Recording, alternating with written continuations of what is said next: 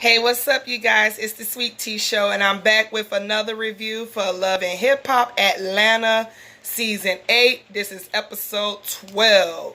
So, I hope everybody had a great weekend. I know I did, even though I had to work late both days. I had to work to 10 to 11. Today I was off, thank God. So, I was well rested, got to cook. Kids started summer camp. So, I'm excited about that. I go back to work the rest of this week. So I was able to relax and watch the show. And tonight was an okay episode. I mean, Pooh got on my nerves as usual. This whole shit between her and Carly is just getting on my nerves, like it's been getting on my nerves. You could definitely tell I've been laying down all day. Like, I keep my hair braided because I straighten it. I keep it braided at night, and then in the morning I re-straighten it and wear it down. But of course, since I work at a restaurant, I'm gonna have the hairnet over it. But yeah, y'all see a little messy back here. I gotta brush it and stuff like that. So it is what it is. Y'all already know the routine. I'm in my house, titties are sagging. It is what it is, because I always do this review when I'm in my PJs and when I'm comfortable. So let's go ahead and get into it. So anyway, we leave off where we started last week. I said we leave off where we started last week. We start off where we left off last week. Let's get this correct. Yeah. So we see Tokyo still trying to run up on Pooh. She wasn't able to get Pooh, whatever. Security didn't allow it to happen. Pooh is doing a little spin, dancing around, acting stupid, feeling proud of herself because she threw some damn diapers and a shitty ass sheet that she decided to keep. So Mimi goes over there once again to talk to Pooh and say, what the fuck is wrong with you? What is this all about? She claims Carly started and Carly is being messy. She had no intentions of throwing the sheets out. She had that and plan in case Carly get out of character, and that's exactly what happened. Carly keeps getting out of character. I don't see what Carly said that got you out of character. Girl, you wanted to do that. Like, on your shit. You want to humiliate her in front of her friends. You wanted to embarrass her. You keep talking about the shit. You keep telling Mimi and Rashida you don't care. All this is childish. But yet you keep talking about the shit. Like, ooh-wee. And Mimi and Rashida are being very messy in my book. Like, that's just me. I feel like they tired of Carly being messy over the years, so this is like some type of payback for them. I really feel like Mimi and Rashida really don't want them to resolve anything. They kind of want Pooh to keep on embarrassing Carly. They want to give Carly a taste of her own medicine, because we all know Carly is messy. So they basically want Pooh to keep doing the shit they doing, because this is twice now. This is like 3 times or twice now Mimi to try to get Pooh and Carly to talk, and look at the results that's happening. So I feel like this is somewhat type of payback for y'all. Like, y'all want to see Carly get a taste of her own mess. And I don't care what nobody say. Y'all ain't got to agree with me, but that's just how I see it. Because it's like, there's no resolving nothing with this girl. Like, she gonna keep bringing it up. All Carly wants her to do is admit that it didn't happen. And whether it did or not, Pooh not letting it go. So at this point, it's like, it's just no point. I just feel like y'all just want Carly to suffer. That's just how I look at it. So, moving on from that, Carly is crying. She's upset. So we move on from that and we go to, let's see. Okay, so later on that night, we see, oh wait, no. Oh, Stevie J, sorry. So finally, after 11 episodes, we see Stevie J. I have not seen Stevie J since episode 1. So he meets up with Scrap DeLeon, and the two talk. Scrap DeLeon is feeling some type of way. So, I'd have passed it. My bad, y'all. I'm all over the place with this. And I'm looking right at my notes, and I'm going to the part where he met up with Scrap.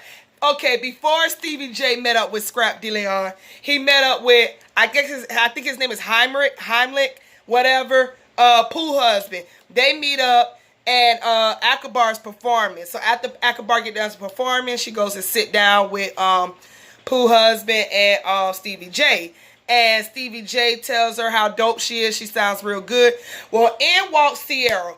Now, Sierra said she was on one. She said she had a couple of drinks. I don't know. But she sits down and she tells Heinrich that his wife is keeping up a lot of mess. She was messing around with BK on her birthday in Cancun. So Akbar lets her know, look, this at the time of the place. We here for business. We here about my business. We here about music. Then she takes it upon herself and talks to Stevie J. Talking about, I got a bone to pick with you too.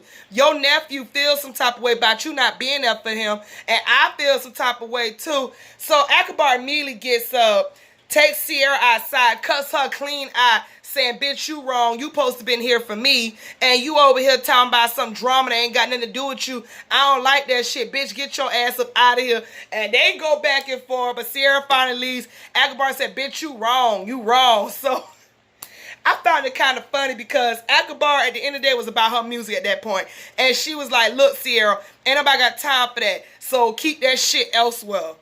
So moving on from that. Now we're at the part where everyone meets up with Carly's family. And I think they met the aunts, the cousins. I think she said it was her auntie. It looked like it was her grandma, though. It might have been. I wasn't paying attention at the time.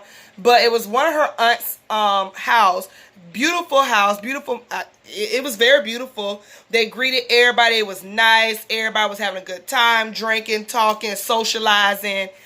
And yeah, everybody was there but Pooh. Pooh stayed her ass in the hotel where she should have been at. Well, she shouldn't have been at in the first place, but that's where she should stay at for that time being. So yeah, sorry, I had a message on my phone. So yeah, Kurt, Scrappy, Jock, they all are walking off and having God talk as usual. And Jock sits here and tells everybody how... No, it wasn't Jock. Oh, well, yeah, it was Jock. Jock tells everybody how he's kind of uncomfortable being there with his ex and his family, but he's keeping it real cool or whatever. And Kendra's keeping it real cool. And Kurt tells them how Jasmine is blowing up his phone, texting and calling, and Rasheeda don't even know that she has his number. Now, I want to take the time and talk about this, because I talked about it last week, kind of, with the whole Kelsey thing. I think this is so stupid, and honestly, I'm over Rasheeda. I've been over her. I've been over Kurt and his third apple, and I'm just over the baby situation, because it went from, to it's stupid, to I don't give no fucks no more. Like, I just don't, because what you're saying don't make sense. So basically, he's saying Rasheeda don't want this girl to have his phone number. Okay, well, you know what? I said last week, and I'm going to say it again. Rasheeda, you chose to take back your lying, cheating ass husband. You chose that. When deep down, you know in your brain cell that you should divorce this man. You chose to stay with this man. Okay? So you chose to stay with the baggage of this baby mama and this now child he has with her. Okay?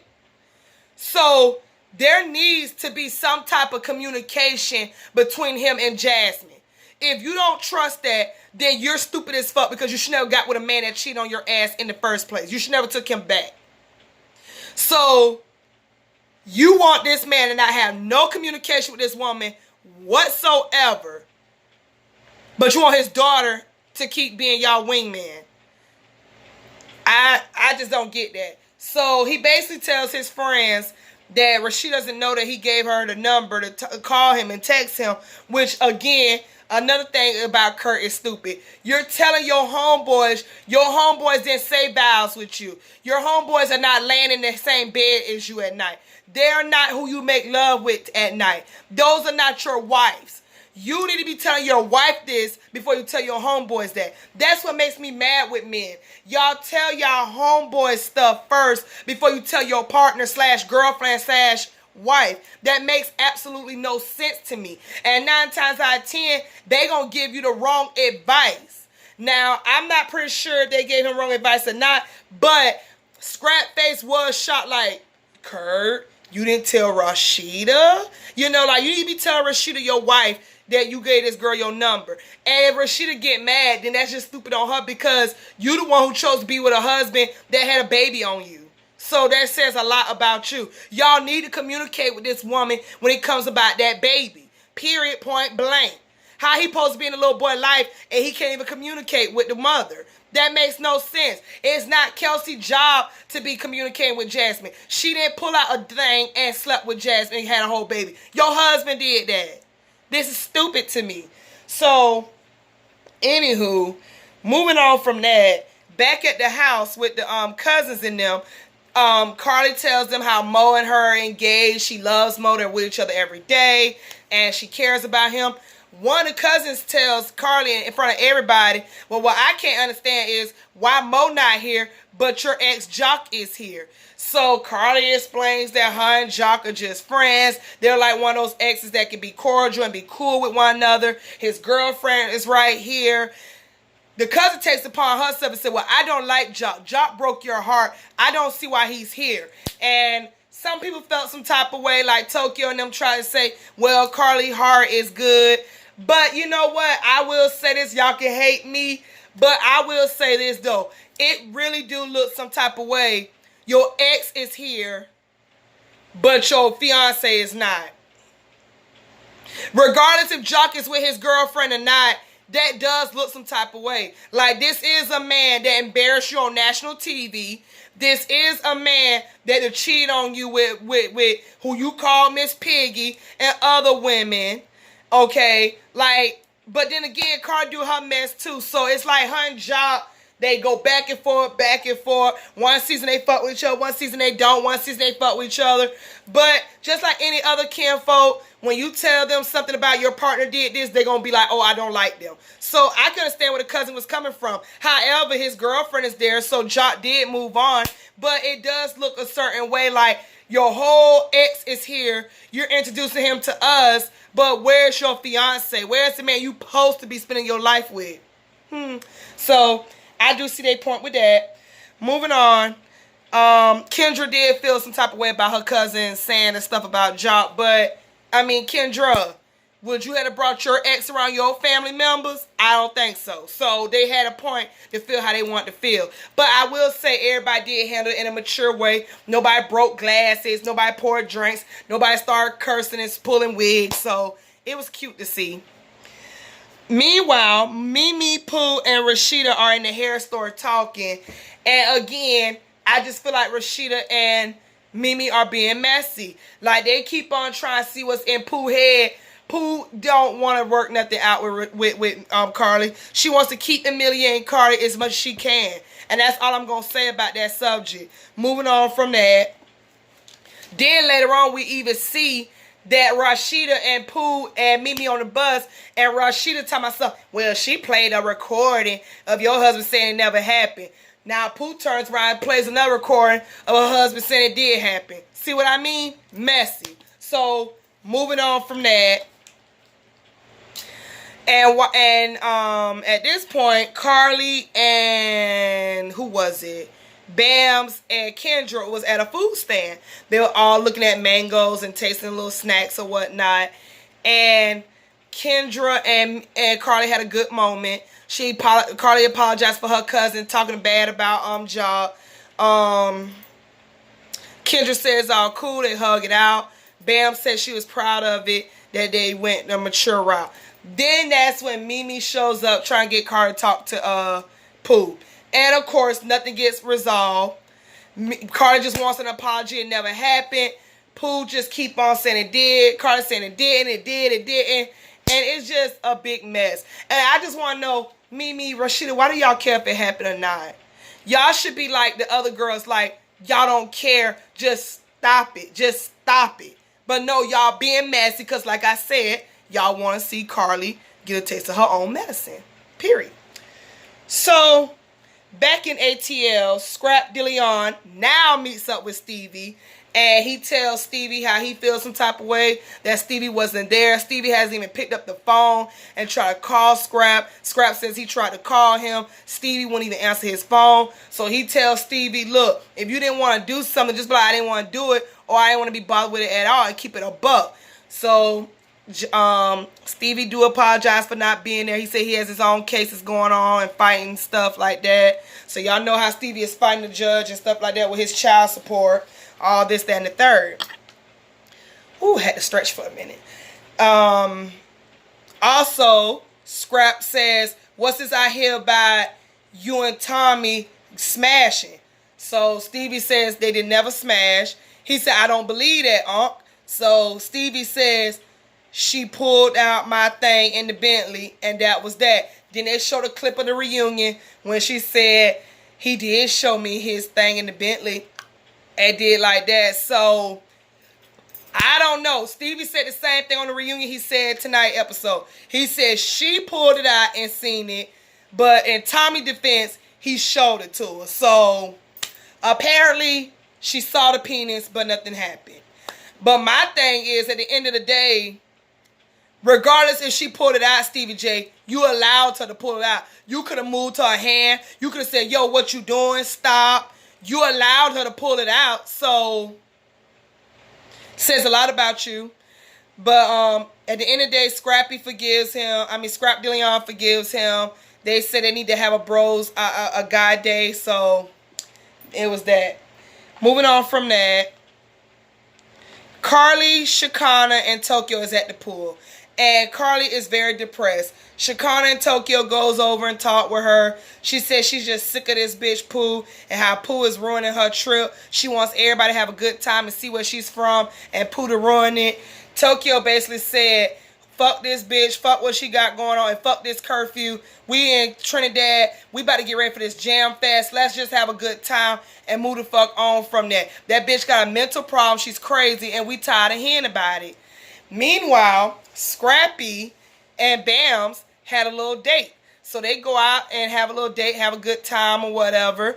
And Scrap asked Bambi how was her day. She tells him it was good. How Carly and her and Kendra had a good time talking and eating at the stand with the mangoes. And then she tells Scrap how Mimi brought Pooh back over there and there was a whole bunch of ratchet shit going on. And Bam says she's just tired of hearing about shitted sheets and all the above with those two. Then she tells Scrap how Kendra don't want no kids. Because Scrappy makes a suggestion. He's trying to have another baby. He's trying to get this thing crack-a-lacking, like he said. So Bambi said, ain't no babies right now. Like, you sound crazy. But Scrap tells her, you sound selfish. And I want to say something real quick. Men that says they want a baby right after having a baby, y'all really don't realize this woman, a woman carries a child in her for 9 months, 8 months, 7 months, however long.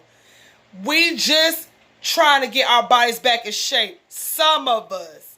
Because like I said in my video last week, some of y'all are pregnant right after y'all 6-week checkup. So with that being said, some of us are trying to get our bodies back in shape. So we're not trying to have a whole nother baby in our stomach and we just got one eye. That's just crazy. So moving on from that, it is now the Jam Fest. And everybody is about to get lit. Everybody looking nice. Everybody's getting all jammed up. Everybody's about to turn up, get lit. So you got Carly, Mimi, Rashida, Bams, Scrappy, Jock. Everybody's walking on the stage. They're waving their flags. They're shooting out the water. They're blowing the fire torch. They're shooting fireworks, like Mimi said. And they party from the time the sun came up. Like, it was lit. Like, these people really was partying 5 o'clock in the morning all the way into the next freaking day. It's hella alcohol. Everybody's getting lit. There's half-naked women shaking their asses. And everybody's just having a good time. Everybody's just getting lit. Carly's jumping off the walls and into the crowd. And it was just fun to see. Everybody was just having a good time. Now, Jock takes it upon himself to pour water on Pooh's ass. That's right. Pooh was there. She claims she wants to show everybody how a bitch look in a two-piece. I was highly disgusted, to be honest. But she's there shaking her ass. And out of all the women that was dancing on Jock, it was about 4 of them. He decides to pour water on Pooh's ass. Now Kendra's in her feelings. Kendra takes it upon herself to confront Jock Seal, a drunk Jock Seal, at that. That's what she calls him. So she takes him in the back room and tells Jock, are you serious? You got me looking crazy right now. Ja is drunk and shit. Talk about something. I ain't nobody got you looking crazy. She told something. You pouring water on this girl ass, knowing she started all that drama at the brunch yesterday. Carly said if she get near you, stuff like this will happen. Now, I was here for Kendra with that. Only because BK and Pooh supposedly had something going on Sierra's birthday. You're going around here saying that Carly got fucked in her ass by your husband, shit on your sheets. Now you got Jock pouring water on your ass. A woman with that type of reputation don't need to be nowhere near my man at all. So I kind of see where she was coming from. Jock takes it upon himself to try to get even and tell her, well, we even because you don't want to have kids. Now, I kind of skipped the part. Before the Jam Fest, Jock tells Scrappy he's thinking about proposing to Kendra. Showed him the box and everything. But Scrappy takes it upon himself and tells Jock, well, do you know your girl don't want no kids? She told Bams she ain't want no kids. Now, Jock got in his feelings, which I couldn't understand why, because at the end of the day, Jock, you got 8 kids by all these women. Why would she want to be baby mama number 5, whether you marry her or not? Why? Why? It didn't make sense. Now, I do think Kendra should have had a conversation with him. Like, yo, we going to be together for a while or together forever, whatever, but I don't want no kids. I let my man know all the time. Ain't no kids coming out of here. I had 2 at one time, and I'm done. And that's that. So I do get where Jock coming from with that. Kendra could have told him up front, I don't want no more kids, instead of telling somebody else, and he got to find out by somebody else. So I do get where he coming from. But that's not the same thing. You pouring water on a bitch ass that's keeping shit going and got a reputation of flirting or throwing herself or fucking other people's men's. Like, come on now. Really, Jock. But I can't take Jock serious with green hair. I can't take Jock serious with him drunk. I can't take Jock still serious and he looking at the door crazy when she couldn't get out the door. She trying to leave out the door. Child, that shit was funny. So I don't know what's going to happen between Jock and Kendra at this moment. Obviously, he wasn't going to be able to propose to her now. So that was that. And at one point when he was talking to her, he almost spit out he trying to marry her. Like, that shit was so funny. I said, this bitch drunk for real. This bitch drunk. But that was Love and Hip Hop for tonight. Y'all, thank you for watching this show. Watching my review, I mean. Y'all know the routine. Hit, click, like, and subscribe, and share. Thank you so much for those who be commenting on it. I love you guys. I appreciate you guys. And y'all already know the deal. I'll see you next week. Bye.